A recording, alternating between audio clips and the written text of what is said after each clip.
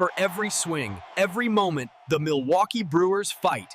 It's not just about hitting the ball, it's about leaving a legacy.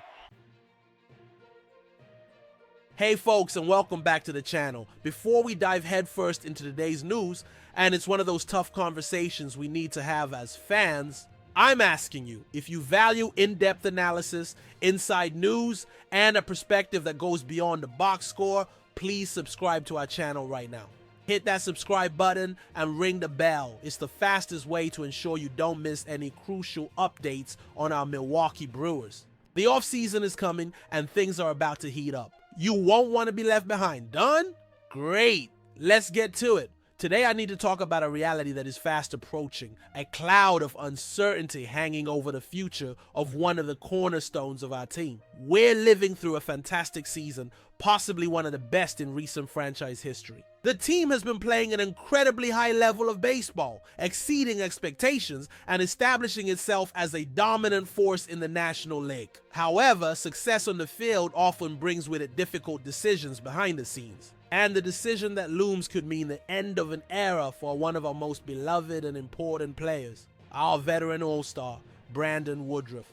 The information I have, coming from sources close to contract negotiations around the league, is that there's a growing and frankly very high probability that the Brewers will lose Brandon Woodruff in free agency this coming off season. I know that's tough to hear. Woody isn't just a pitcher, he's the longest tenured player on the current roster, a steady presence and a stabilizing force in our rotation. He is the heart and soul of that mound. But the business of baseball is often ruthless, and his contractual situation is extremely complex and unfavorable for a small market team like ours. Let's break down the facts so everyone understands the crossroads our front office is at. Woodruff's current contract includes a mutual option for the 2026 season worth $20 million. Now, for those less familiar with MLB contract language, a mutual option sounds nice on paper, but in practice, it's rarely ever exercised. Why?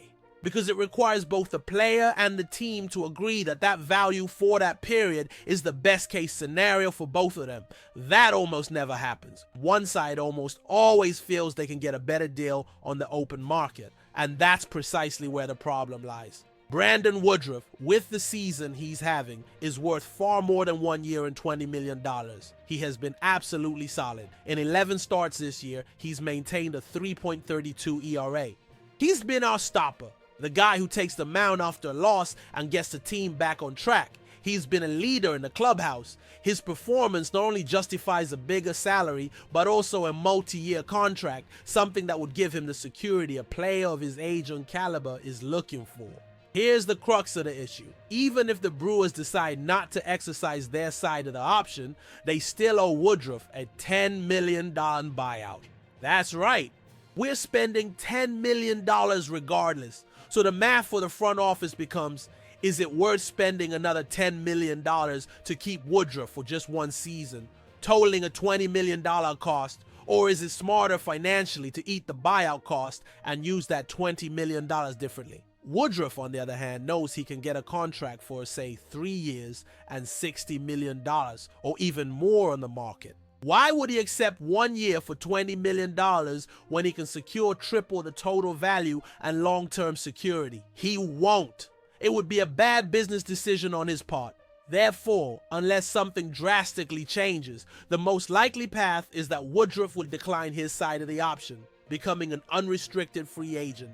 And when that happens, he will become one of the most coveted starting pitchers on the market. Big market teams with massive payrolls, like the Dodgers, Yankees, Mets, or even the Red Sox, who are always in need of top-tier pitching, will be lining up to offer him the kind of contract that Milwaukee, historically, just doesn't give out. It's a bitter pill to swallow, but it's the reality of the MLB's economic structure. Now, let's analyze the real impact and the ramifications of a potential Brandon Woodruff departure. What does it mean for the Brewers in 2026 and beyond?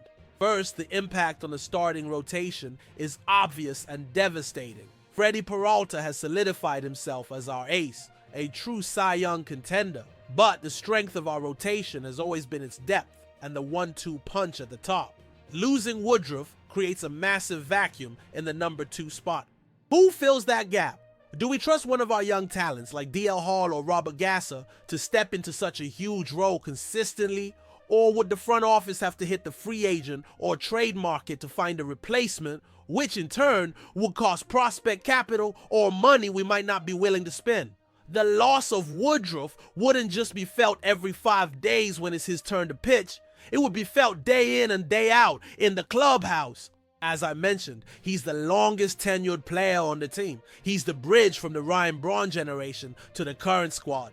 He's seen the thrilling playoff wins and the gut-wrenching losses. That experience is irreplaceable. On a team that prides itself on its culture and cohesion, losing a leadership voice like his can have ripple effects that don't show up on the stat sheet.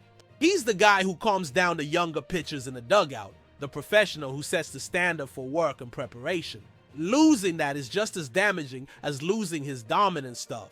For us, the Brew crew, the hurt is even deeper. Woodruff is one of our own. We saw him get drafted, watched him develop in the minors, saw him debut in the majors, and blossom into an all-star.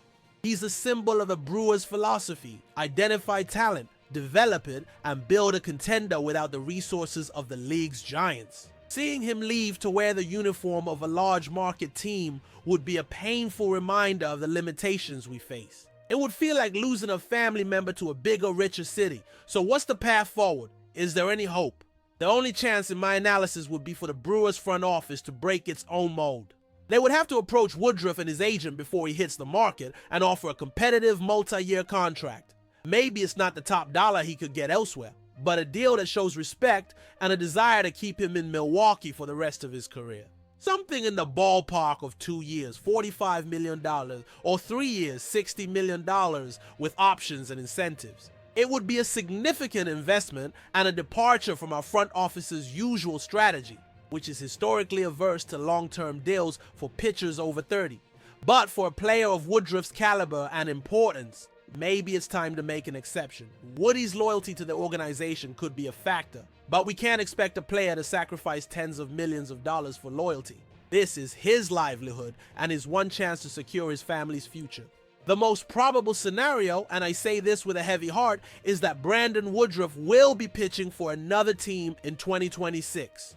To sum it up, the situation is this: Brandon Woodruff has far outpitched the value of his mutual option. His contract structure, combined with our small market reality, makes his departure extremely likely. The front office faces a difficult choice: break their financial precedent to keep a franchise icon, or maintain fiscal discipline and face the daunting task of replacing him. Now I want to hear from you, the Brew crew.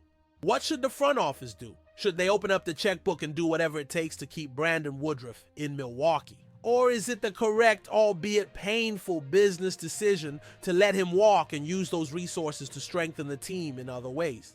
Leave your thoughts and your arguments in the comment section below. I read every single one of them. And once again, if you want straight shooting analysis like this all off season long, subscribe to the channel and turn on notifications. I promise to keep you informed every step of the way. Thanks for watching.